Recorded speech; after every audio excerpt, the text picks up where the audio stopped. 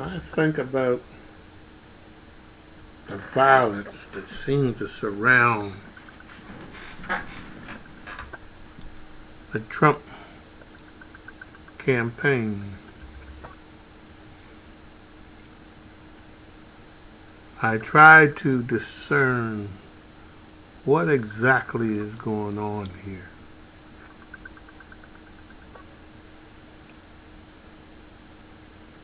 What it seems to me is Trump is a disciple of ISIS. That is,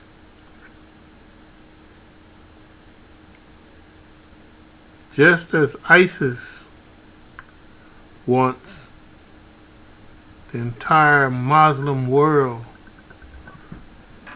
to be under their wing, it appears that Trump wants the entire white U.S. community to be under his command.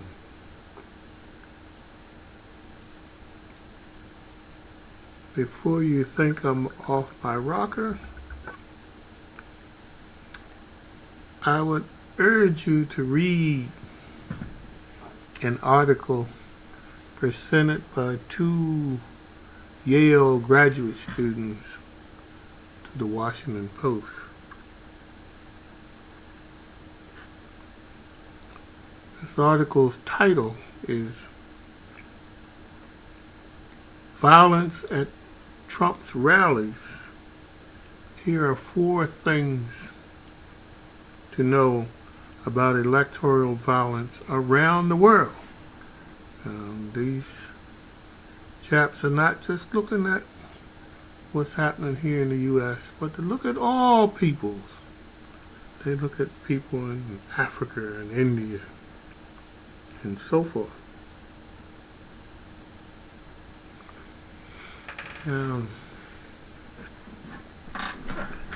As I tumble the Trump campaign in my mind, I come to the conclusion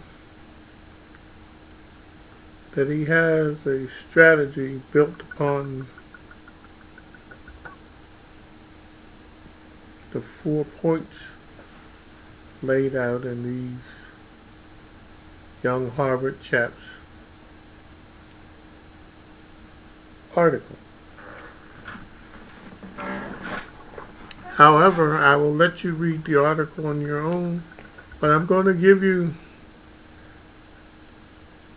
things that I see that come out of this. First,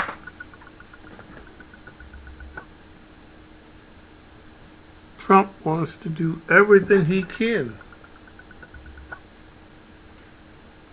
to separate whites and non-whites.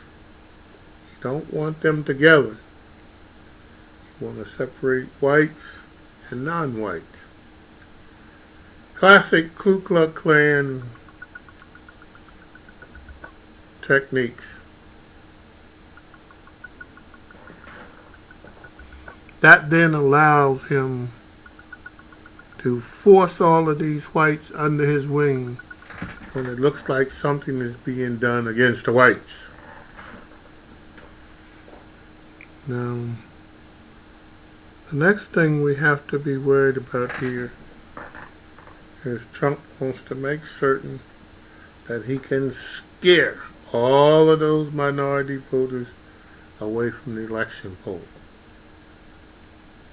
You know they can vote, but the technique is to scare them so they're afraid to vote. And for everyone that doesn't vote, that's like 2 votes for Trump. 1 from his people and none from over here. And then the last one is to bring religion to the forefront by demonizing the Muslims. Not just them, but any group that's not a Christian, that focuses on Christianity. So if you look at him building a strategy around these 3 points that I've given you, then it's a matter of seeing that citizens don't vote, seeing that whites and non-whites cannot operate together, and then demonizing any religion that's not Christian, which means that they've decided to have a de facto national religion, which is absolutely against the concept of the Constitution. Now the problem with this is it worked fine, and then Trump found himself in trouble with Ted Cruz starting to ease up on him. And so that meant that Trump is on a slippery slope. And if you read these two fellows' article, you will see at the end they talk about, they said, could Trump's loss to Ted Cruz in Wisconsin and his weak poll numbers in general election matching ups result from popular backlash against the violence associated with his campaign?